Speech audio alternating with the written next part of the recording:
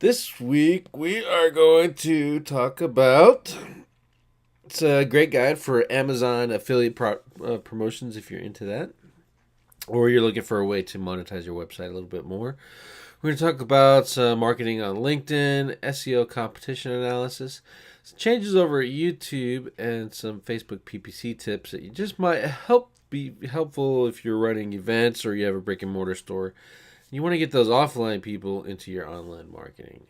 All this and more on episode 52 of SEO This Week.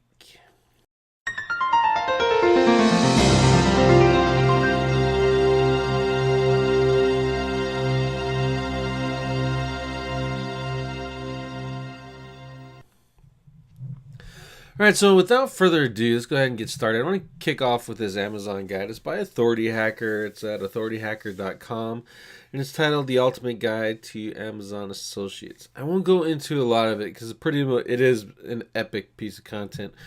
But the crux of it was those guys over at Authority Hackers build authority sites, which means big sites about specific topics in order to leverage their relevancy and just carry on and carry over, and increases their rankings and etc.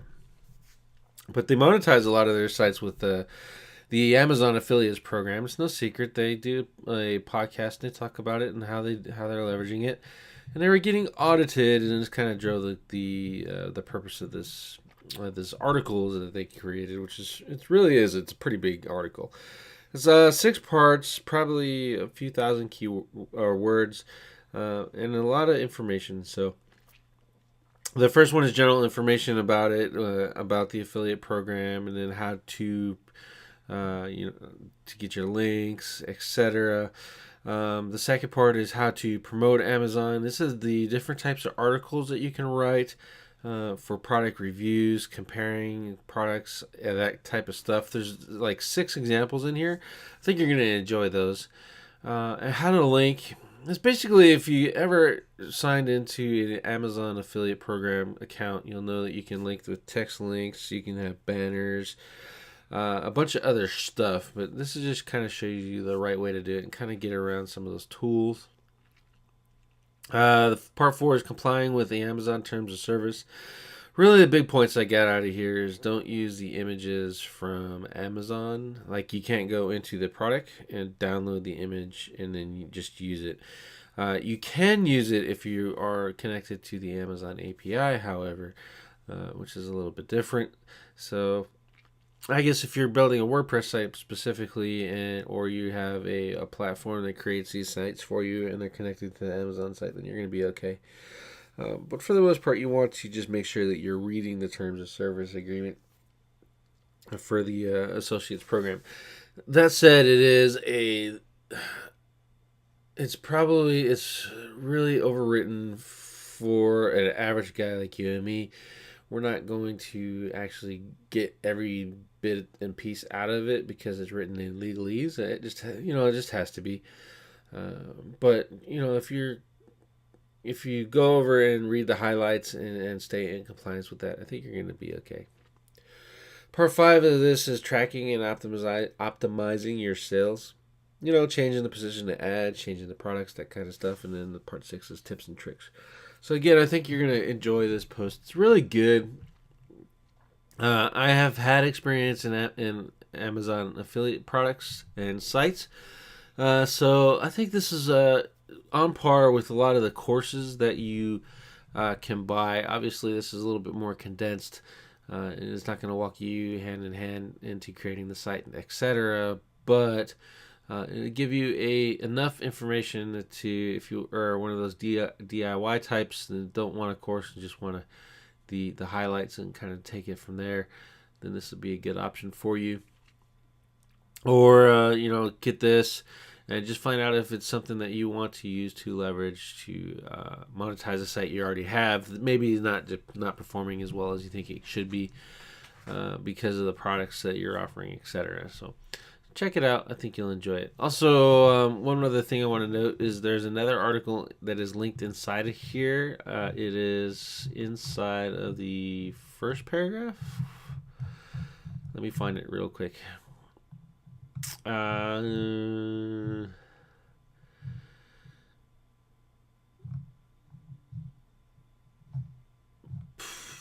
in the con section. Sorry it took me so long to do that, but it's in the con section, and it basically gives you the 55 other places that you can go for affiliate stuff. So if Amazon is just not your thing, or you can't find something that you think will work well with your site, there is a backup list on here for 55 different affiliate programs you can check out. Also check out Offer Vault, and you'll find some more. It's Offer Vault. I can't remember if it's .com or .net, but you just Google it and you'll find it. And that'll give you tons of different affiliate programs you can get involved into. All right, so moving on. The next one is marketingprofs.com. Is content preferences for LinkedIn members, infographic. Really, the thing I want you to get out of this is that you can't post on LinkedIn in the same way that you would on Facebook. Interfaces are much the same. There's groups, there's pages, there's feeds, etc. However, the people on LinkedIn, you're running into really two categories: people that are looking for jobs and people that are looking to network in order to sell. Is really, that's, honestly, that's really the crust of it. There are people that actually go on there and look for service providers and that kind of stuff, but you really got to filter in through the noise on LinkedIn. LinkedIn groups has always been good to us for traffic generation, but then again, it doesn't work like Facebook groups where you can just drop your link. They're much more sophisticated inside of the LinkedIn area, in my opinion, and it's getting to be a point where even the users are moderating this almost to the level of a Reddit. Like when you go on a Reddit and you try to spam your stuff, for instance, you're going to get hammered. They're going to kick you out of the subreddits. You're not going to be able to post anymore. And that's pretty much what's happening here. The internal filters on LinkedIn are catching a lot of people who post in multiple groups, and then if one group moderator clicks you as spam, then you're automatically going to spam filters for all the groups. It's kind of, it's harder to perform a lot of stuff that you would do in the other platforms. So think about it that way. Just provide value. I know that's really a vague thing, and I hate saying it, but to provide value and you're going to get traffic. That's not always the case, especially with LinkedIn. But if you have the good assets up there already on your profile or on your company pages, for when people stumble upon it and find you, then that's better than just having a bunch of spam and stuff going out and wasting your time. Again, in LinkedIn traffic, it does come. LinkedIn groups is probably hands down the best way to get traffic out of LinkedIn, in my opinion. But you just have to be careful because, like I said, the filters and everything. You'll be posting in 10, 15, 20 groups, thinking you're posting some good content that these people might like, but one person disagrees with you, and now you're in a spam filter for all the groups, and you're never going to get read. So it's just something to be cognizant of. Also, the infographic here talks about some LinkedIn ads. I'll tell you that it has been my experience that the LinkedIn ads are probably the most expensive out of all the social marketing networks, PPC programs. And from what I understand, because they're so expensive, we just kind of veer away from them.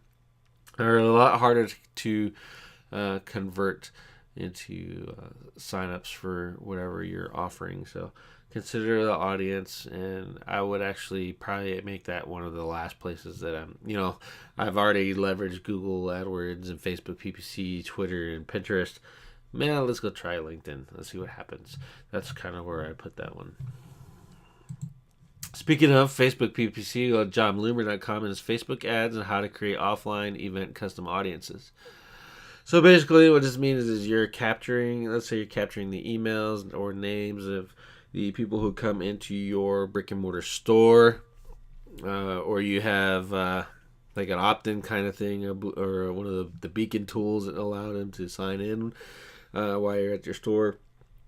Any number of ways you're going to capture this, and you want to import these into your Facebook PPC management tool in order to retarget them. So you're using offline events. It's basically what it's called, is offline events. So anything that happens offline falls under the offline events category.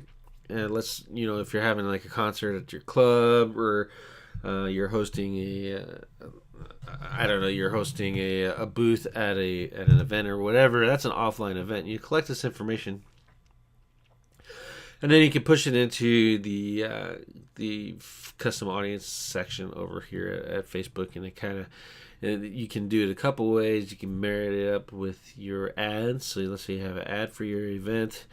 Facebook tracks who's clicked on those, and then you have your list of people who actually showed up. You upload the list. Facebook looks at the attribution and says, "Hey, these people clicked on your ad, and they went. So that's a conversion worth X amount of dollars." So that's pretty cool, new little feature.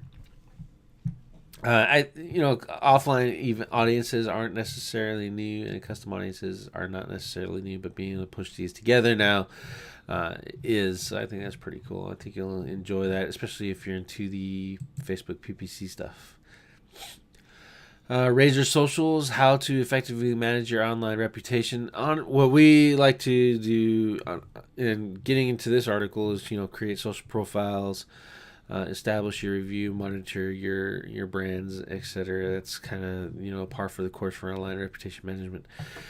This is actually a good thing to point out, or a good time to point out. You should be doing online reputation management now before you get in trouble versus worrying about it. I'm not going to worry about it until I get a bad review, because I guarantee you that it'll cost you a lot more to get rid of that bad review and bury a bad review in the search results than it will to create these platforms and just kind of take over the search results in a positive way for your brand in the first place. So I highly suggest you read this one, if anything, to get a little bit out of it. We do this for our clients. We create brand networks right off the bat if they don't have them, to kind of protect them and take over for their brand name, because obviously you're going to pay for SEO, so why not take over for your brand name? It's an easy win for us.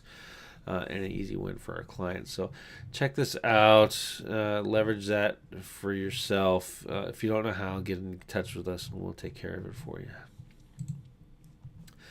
Next is Kissmetrics and how to get e-commerce customers coming back after their first purchase. We've gone over a lot of this types of posts, but basically what this is some ideas for marketing to your existing customer base using email. So setting up a repurchase, hey, you bought this before, come buy it again, we miss you, how do we do, kind of emails. There's a lot of different options in here. I think these are pretty good to reach out. Again, in the end, it's going to be, the focus is trying to sell you on the Kissmetrics product. This is a good example of content marketing. But check it out. If anything, it'll give you some ideas, especially if you're in the e-com space. We go over to the Moz blog and how to attract local or how to track your local SEO and SEM. Basically what this is talking about is conversion tracking. So setting up analytics, setting up your goals, setting up your call tracking, etc., and just kind of how important it is to just be able to see the ROI from your marketing.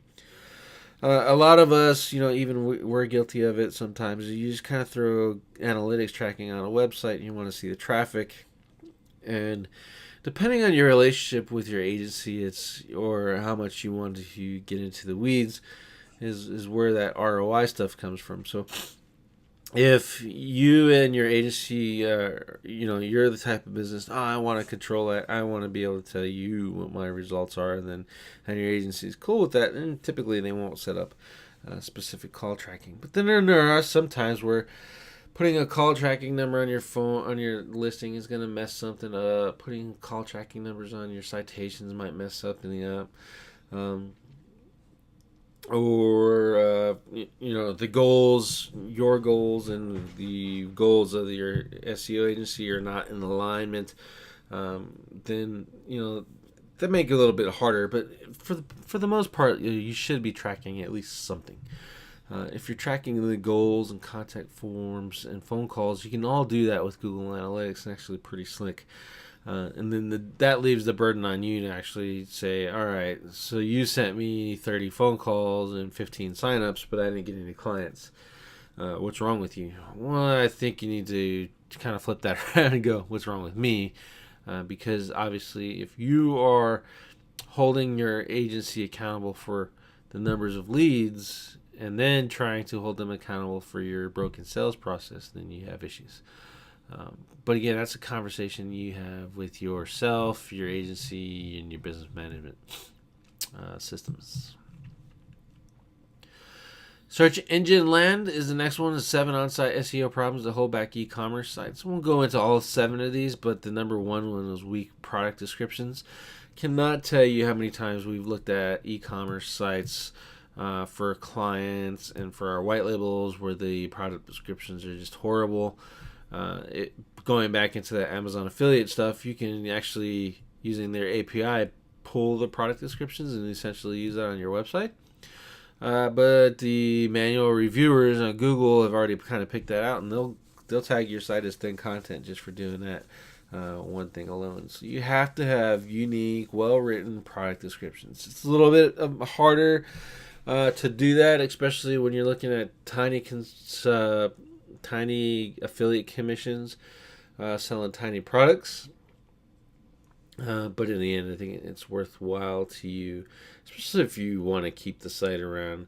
If you're just building these sites to kind of fire it up, make some money, like Google throw it in the trash for you, and then you just build another one, then go for it. Hook up the API and pull out descriptions and just kind of get away with it until you don't, and then start over. But for the most part, the people that are paying us for SEO, especially for e-com stuff, this is where the first place we look.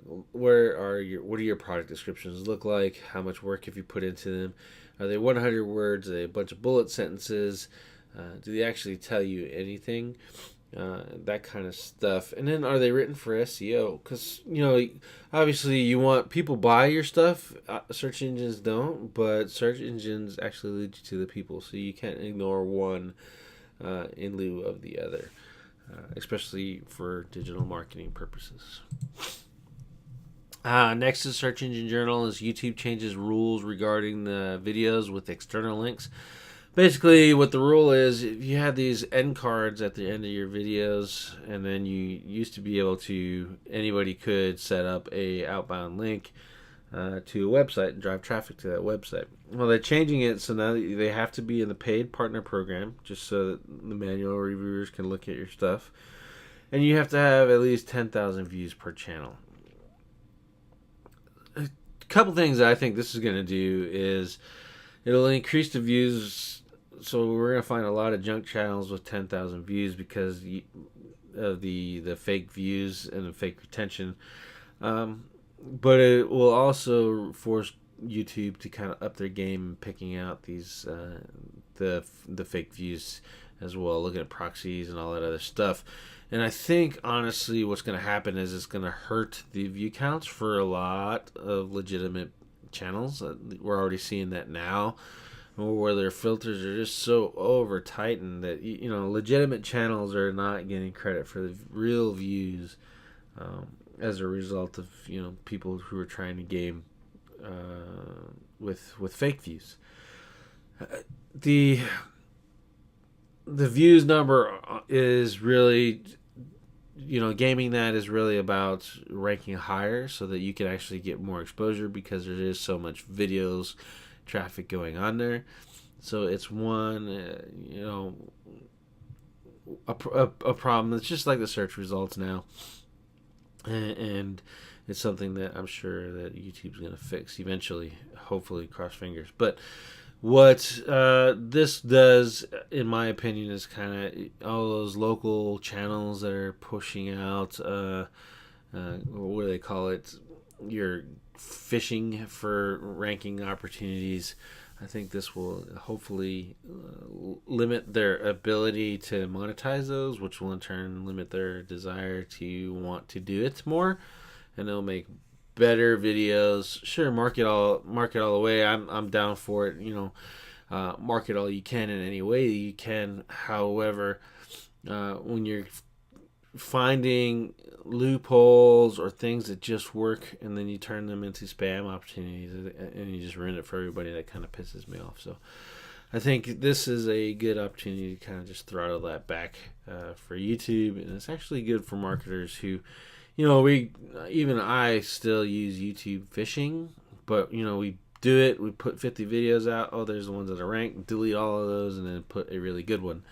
Or you use YouTube live events and kind of do that along the same bar. Just create the event. Oh, these are going to rank. All right, we're going to cancel all these other ones. I'm just going to do this one right here. So a significant difference between what I'm doing and those that are posting out, 1,000 videos and just leaving that trash on the internet for everybody to filter through, and making it harder for everyone. So good on you, YouTube. That's my opinion. All right, and the second to last one is search engine land is targeted featured snippet, and people also ask search features. If you've not seen these before, feature snippet is just a little box, like it has a response to your search and just some information, like if you're doing what is the definition of, and it shows you the definition.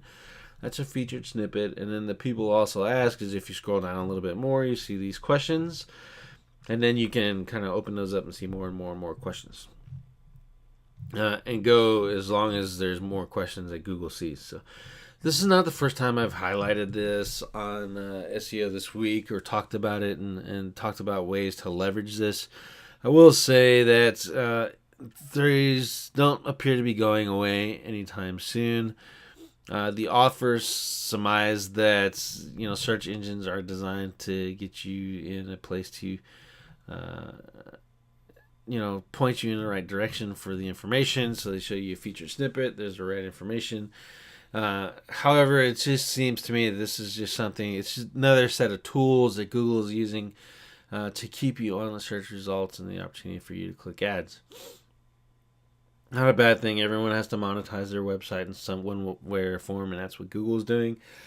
So you need to take the time to learn the people also ask in the featured snippet, and how to trigger that. Again, you're not going to be able to trigger it all the time. More often than not, even us, will trigger it more when we're not trying to than when we are trying to. It's just, it's just the thing that the algorithm does. You position yourself for it. You give it what the algorithm wants, and if they want to use it, they use it. If they don't, then you try something else and rank in organic or go into paid ads. But be aware of this. Be cognizant of the requirements, as it were, or what the algorithm is looking for to pull feature snippets, and just try to get some if you can and where you can. And we're going to complete this with the SEO competitive analysis checklist as provided by Z. Hoffman Jones over at Moz. There is a checklist here. It's not very highlighted. You'll see a cartoon on the article, and then right underneath it is a checklist with you today. That actually leads off to a Google Doc with the spreadsheet. I found that very useful. I find this entire post really, really informative, and I think you're going to like it. There's a couple things I would add, but for the most part, she did a really good job of kind of breaking this down and things you can look for. Again, competitive analysis, it is what it is.